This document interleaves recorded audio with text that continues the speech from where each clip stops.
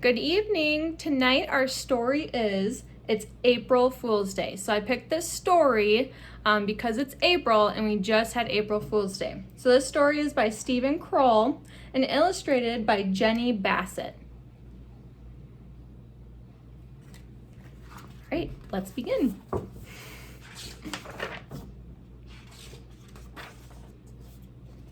On April Fool's Day, Alice was scared to leave the house. She knew Horace the bully would be waiting for her outside.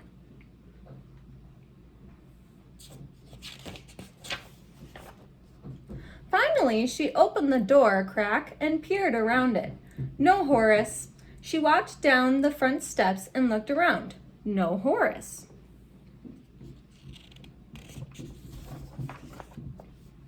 She marched right up to the front gate and flung it open. Splash! A pail of water fell on her head. "Oh, Horace," wailed Alice as the water dripped over her ears and wet her whiskers. "You are so mean." "I like being mean," said Horace. "April Fool, Alice."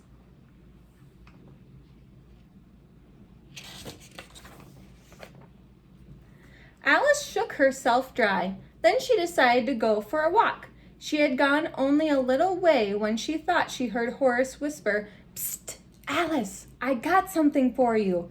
Alice froze. Horace leaped out from behind a tree and pulled her tail. Then he chased her around the block until she hid under a bush.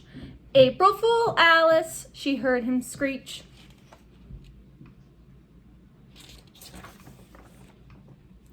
"Oh, Horace," said Alice, "why are you picking on me? Don't you have any friends?" "No," said Horace, "only you, Alice. I'm not your friend. Don't you have brothers and sisters?" "Nope, not one. You can be my sister if you want." "I don't want to be your sister. Not when you're so terrible."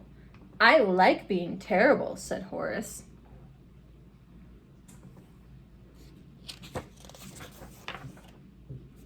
Alice crept back to her house. She sat down to think in her favorite chair. Papa Cat came into the room. "Why don't you go out and get some exercise?" he said. "It's a lovely day." "I can't," said Alice. "Horace is out there. It's April Fool's Day, and he's playing mean tricks on me." "That's not very nice," said Papa Cat. "Let me talk to him." Papa Cat went outside. There was Horace leaning against the gate. When he saw Papa Cat, he grinned. "Hello, sir," he said. "How are you today?" "Just fine, Horace," said Papa Cat. "What's this I hear about your playing mean tricks on Alice?" "I don't play tricks. I just want to play, and she doesn't want to play with me." "I'll talk to her," said Papa Cat.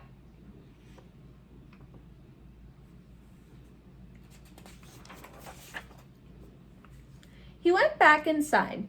"Alice," he said, "Horace says all he wants to do is play. Why don't you go out and join him?" "He just wants to play," said Alice. "That's what he said," said Papa Cat. Carefully, Alice opened the front door. Carefully, she crept down the steps and through the gate.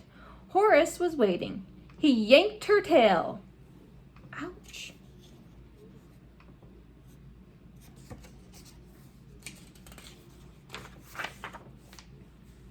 Then he chased her around the block until she hid under a bush. "Oh, Horace," she said, "you are so bad." "I like being bad," said Horace.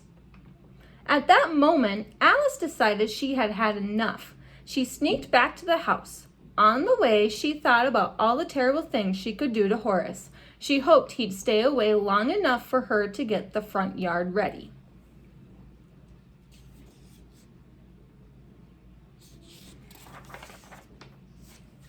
"Horace," she called an hour later. "Horace, are you there?" "Of course I'm here," said Horace from the other side of the gate. "Why haven't you come out to play?" "Because I've been thinking about you, Horace, and I've been making an extra special surprise." "What do you mean, surprise?" "Come and find out. It's all ready." Horace opened the gate. The bucket of water sitting on top fell on his head. "April Fool!" yelled Alice.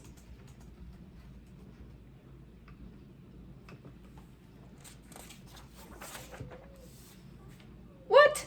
gasped Horace, stepping smack into the mousetrap Alice had placed in just the right spot. "April Fool!" cried Alice. "Ow!" No! Yelled Horace, grabbing the mousetrap. But the mousetrap was attached to a string, and the string was attached to the branch of a tree. As Horace grabbed the mousetrap, the branch dipped and an orange fell on his head. Ouch! Said Horace, and sat down hard. April Fools! Shouted Alice.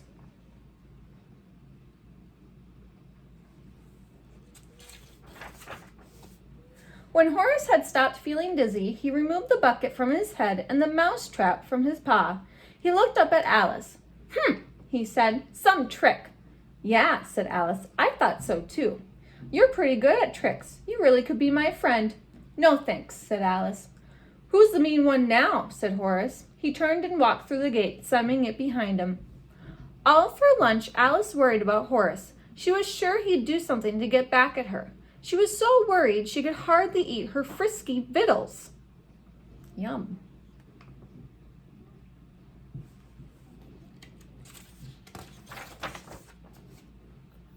After lunch, Alice took a cat nap in the laundry basket. Cat nap. Maybe she would just nap all afternoon. Maybe Horace would forget about her. An hour went by. Then the doorbell rang. Alice went to answer it. Horace was standing on the front steps. Quickly, he held out a bunch of tulips. I'm sorry, he said. I'm through with being a bully. Will you come out and play?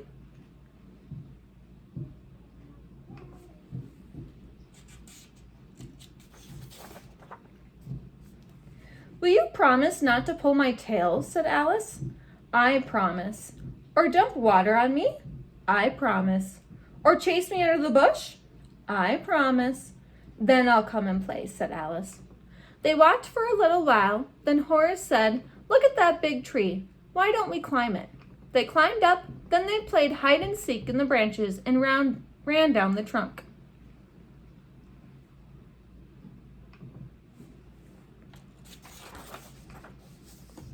Whew, said Alice, catching her breath.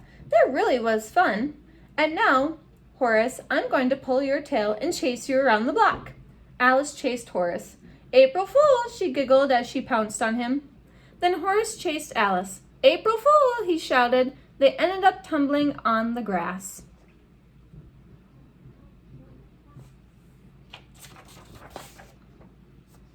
No more April Fools, said Alice. No more April Fools, said Horace. Only happy times, said Alice. Only happy times, said Horace. From then on, they were the best of friends. The end.